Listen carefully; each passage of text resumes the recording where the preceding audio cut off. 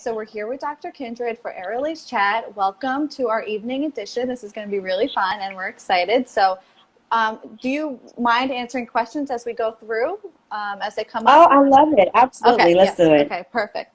So today we're going to be chatting about, three things that the laser does for Dr. Kindred, and maybe you, anyone who's watching, who is maybe interested in learning more about our device and implementing it into their business, and why she can't live without her Aerolase Neo. Yeah. This wasn't a part of our questions, but maybe you could just tell us a little bit about your business. Oh, sure. So I have a solo practice in Columbia, Maryland, and I do specialize in hair loss actually, but I still love medical dermatology. I love my acne, eczema, HS, psoriasis, what have you. And I see a very, very diverse group of patients. I mean, you name a country, I probably have quite a few patients from there. Yeah. Excellent. And you have the best technology out there to treat all skin types, right? With your Aerolase Neo. Yeah. And you never have to turn anyone away, specifically for those medical applications that you're really passionate about and that sometimes can really affect everyone's self-confidence. And maybe it's not just an aesthetic purpose, but it's more for, just feeling good about their skin and just more confidence about themselves. You're absolutely right. There's plenty of cosmetic dermatologists that love Aerolase too, Right, right? yes. But for dermatologists like me, like for acne, you can't just treat the acne and leave the dark spots and leave the scars. You have to recognize you didn't get that patient across the finish line, right? And that's what they can. They walk through our doors with a goal in mind, and we can accomplish that with Aerolase. It's. I don't need to switch heads. I don't need to grab one laser for one patient and a different laser for another. It's just all within, and it's small, right? I can just wheel it from one room to the other. It's a really great fit for my practice. Absolutely. The portability is it's just one of the best features of the device. So let's start to get into it. So we really kind of started these Aerolase chats to let our community know about contactless laser therapy with no-touch Aerolase.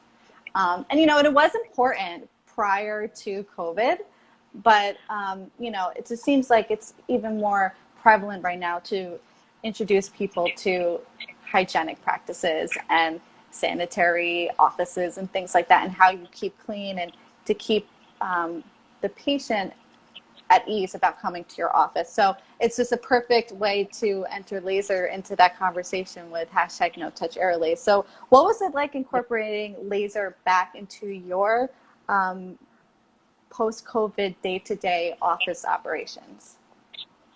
You know what's interesting about that question? There was no thought put into it, right? So in coming back from COVID or from the quarantine, we had to think about how do patients enter the door? How do they come in? How do they pay their copay?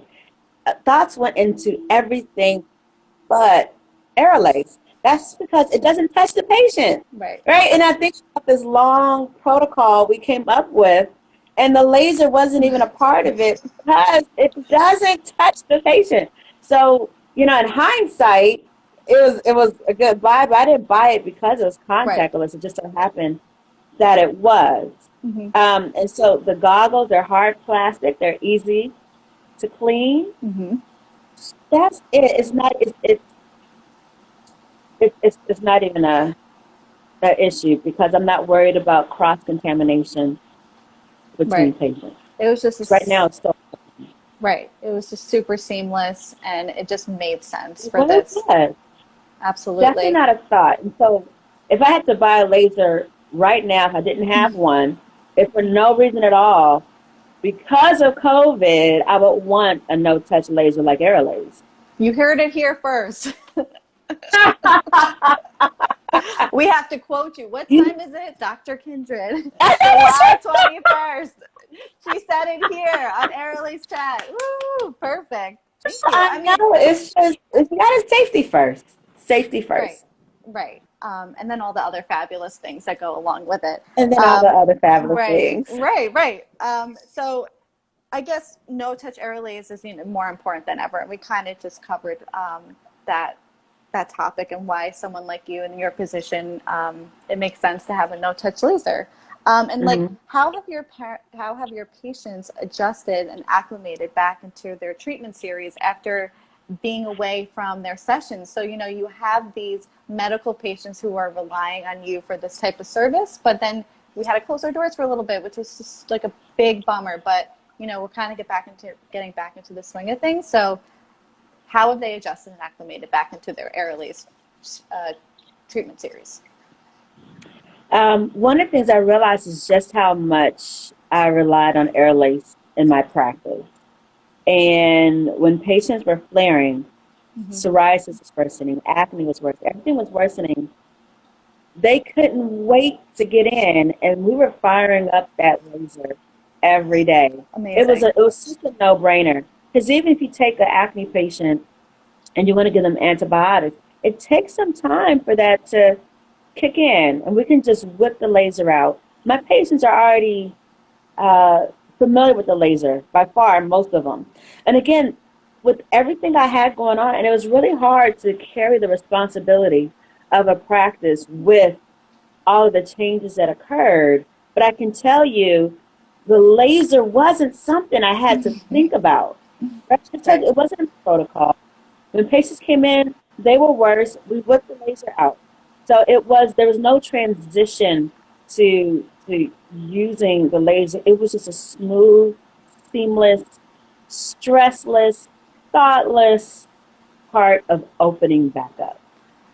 And I'm sure they were thrilled to know that they didn't have to worry about anything going back into your office and then, just resuming the treatments and having something that was safe. And then they can have that feeling of normalcy again and kind of going back into, even getting your laser treatments and feeling good. So I'm so glad to hear that you're able to just get your patients through the door again and didn't have to worry about them or worry about your business at the same time, which is like the perfect Right. scenario.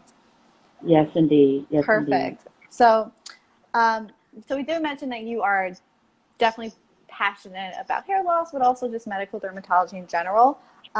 So I think this is a hot topic. Why laser over oral medication prescriptions for, a multitude of different applications?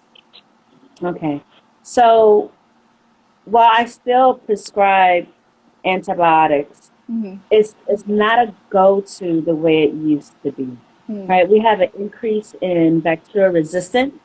We're Mm-hmm. starting to see some P. acnes developing resistance or P. acnes developing resistance. And we don't want our patients to go down that track. So that's one reason. And there certainly are patients. Let's take a typical female patient who needs to start Accutane, and there's a 30-day wait. I can tell you, probably half or just under half, we actually end up canceling our iPledge, our Accutane, because they had such great results with the laser, right? And I didn't have to do that with an antibiotic. And that should speak volume because by the time they have cystic acne with scarring and inflammation, that's meaning the laser is hitting all of those points for the patient's acne. And then on the flip side, let's say it's not severe.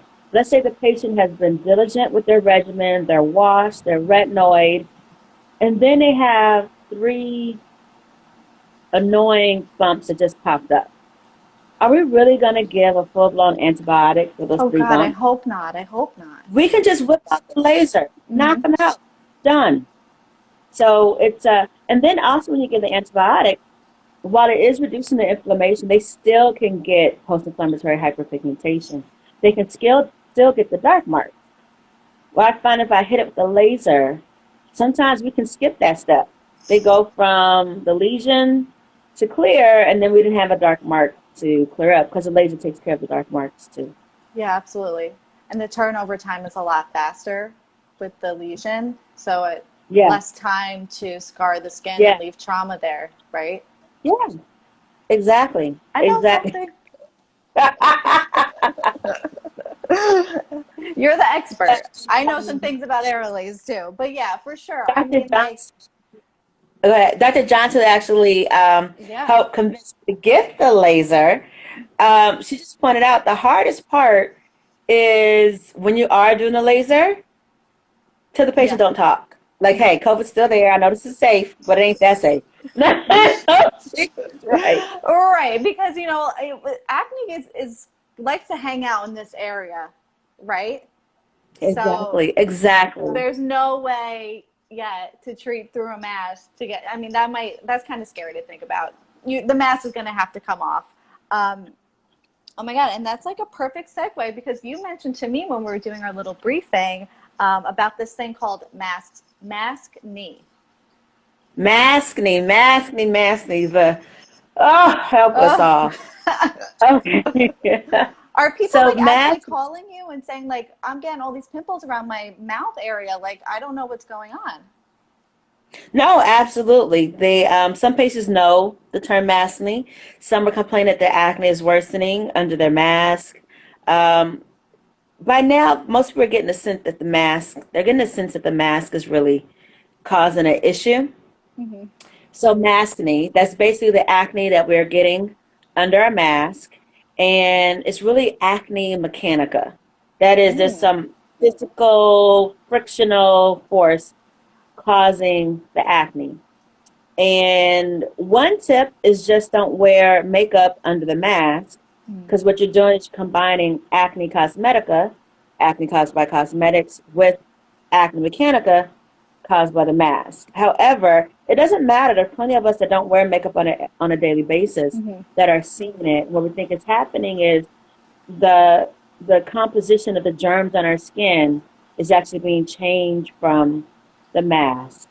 And you're going from germs that really wouldn't survive with a lot of exposure to air, but now it's lack of air. Mm. And so you're getting a different set of bacteria that's cropping up.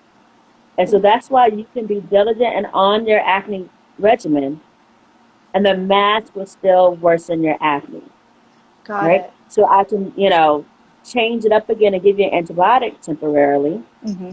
or I can just whip out the laser, get you under control, and then maybe bump up your retinoid. Yeah, it's That's that sounds perfect. I always learn something on these Aerolase chats.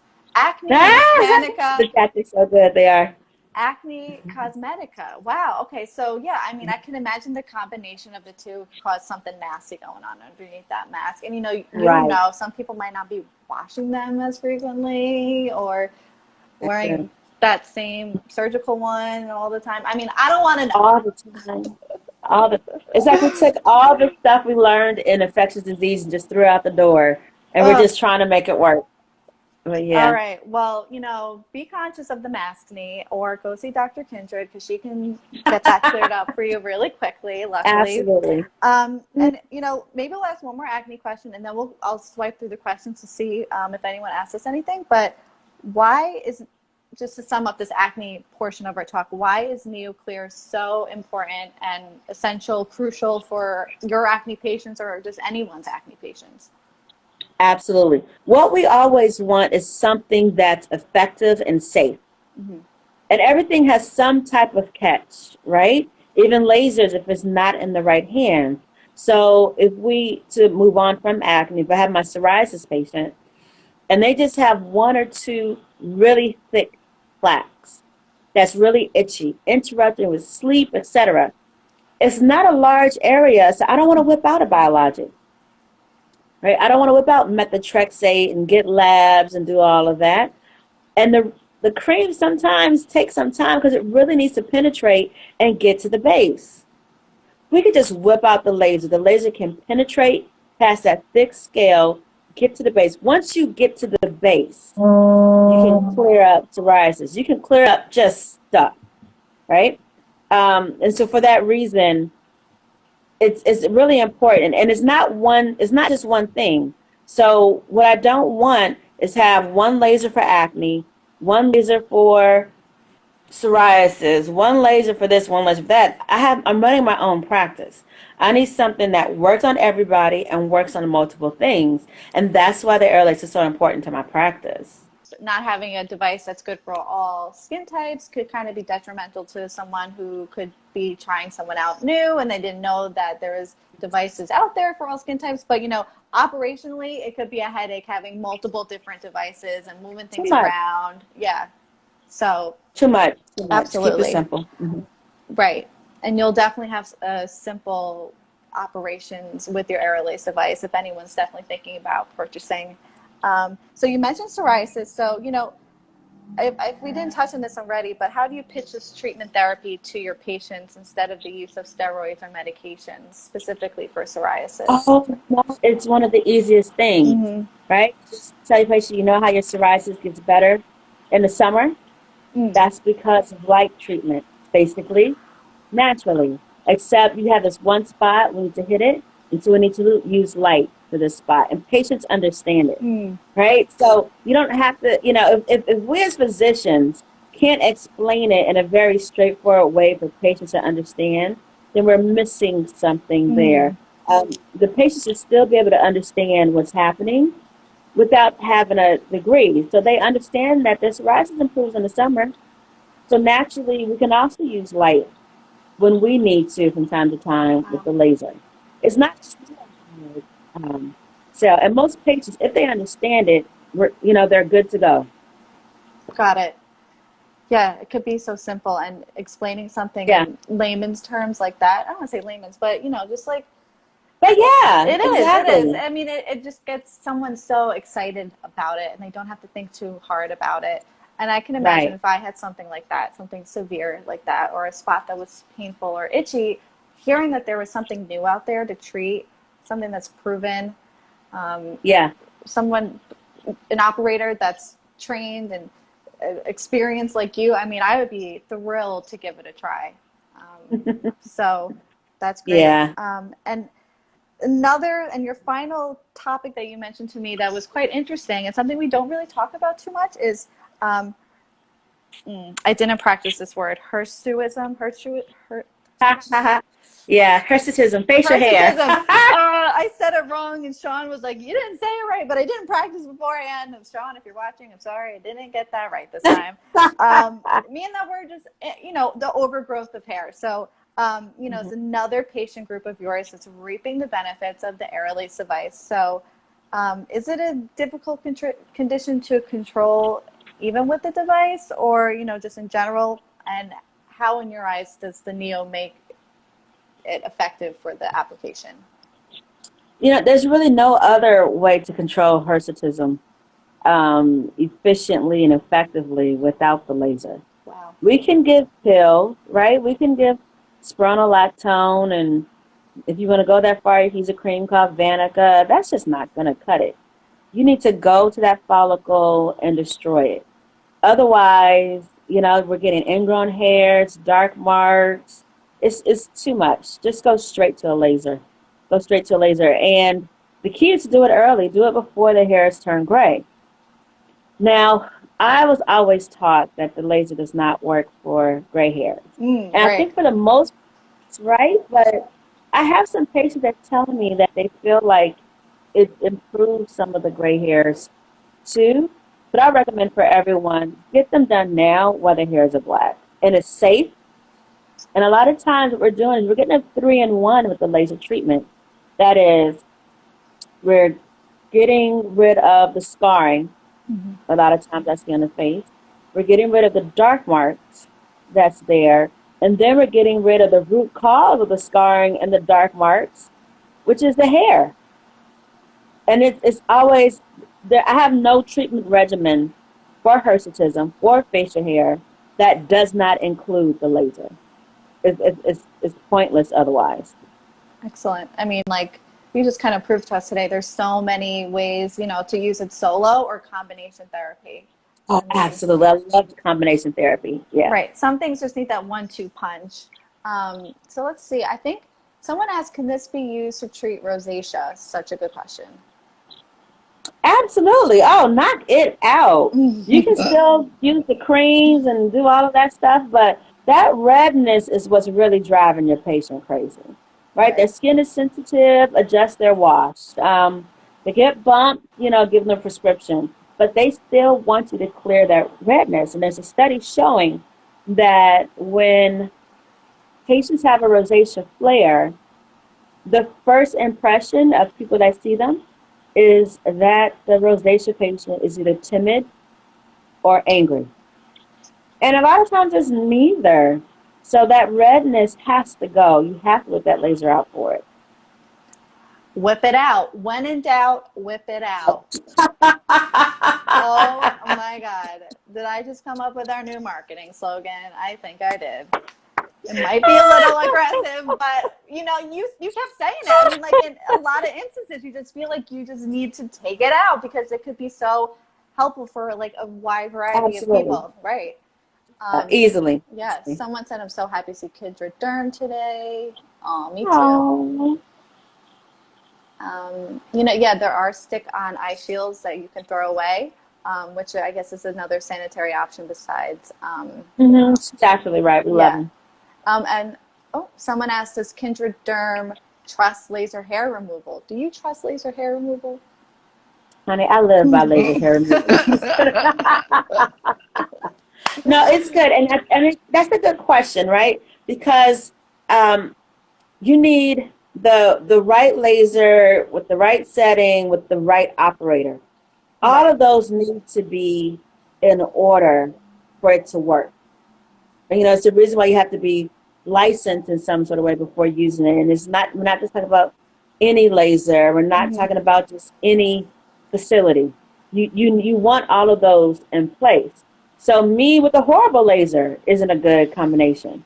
It's just you need all of those. Right. A good device, a good operator, knowledge, practice. I mean, it's so commonplace to get hair removal, but people need to be aware that, it is still like a medical treatment, not like a medical, it is like, it's still a medical treatment, yeah. It's still you medical gotta treatment. respect it. Right, exactly. Someone says, do you know how long the hair removal lasts? So typically you want to do the treatments monthly for 6 months. And then we want to see you, we space it out so that we're only seeing you right when you feel like you need to shave. And then eventually as time goes by, you won't even need to come back at all. So typically what happens is we'll see someone every month for 6 months. And then to test it out, we'll space them out to every 2 months. Typically what happens within a year, we're only seeing them twice a year. And then after a while, they don't even need to do that. The key is for you to not have to shave.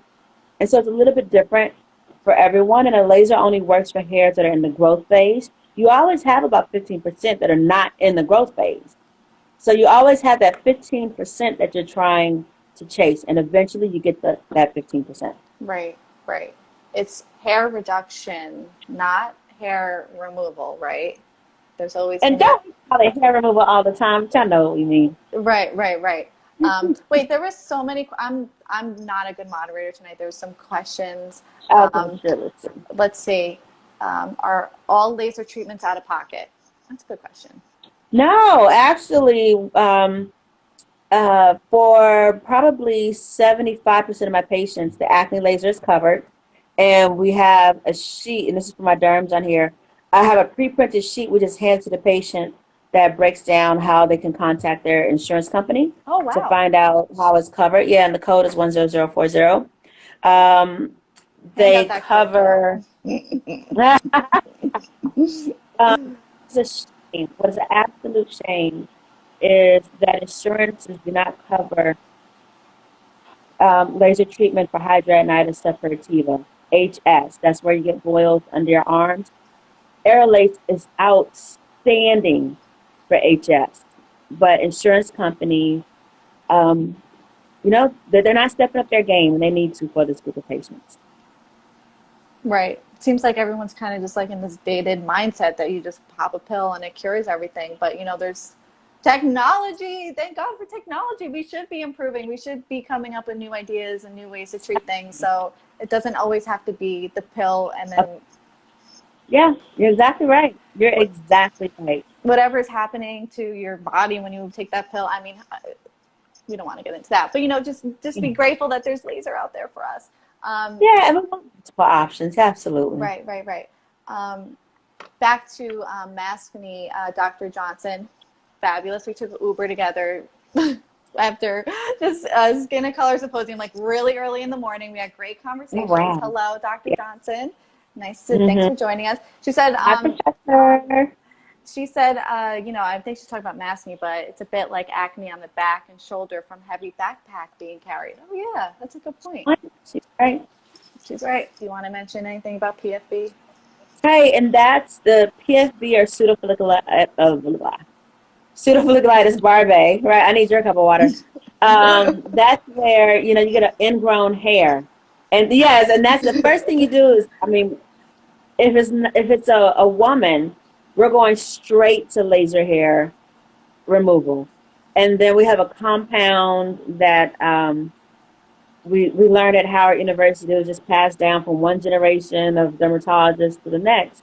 But the laser is almost always a part of our regimen for PFB, unless it's in an area that one of my guys don't want Mm. treated, because it is effective for laser hair removal. There's a sweet spot between using PFB for the laser and laser hair removal. So you can still treat it, but it's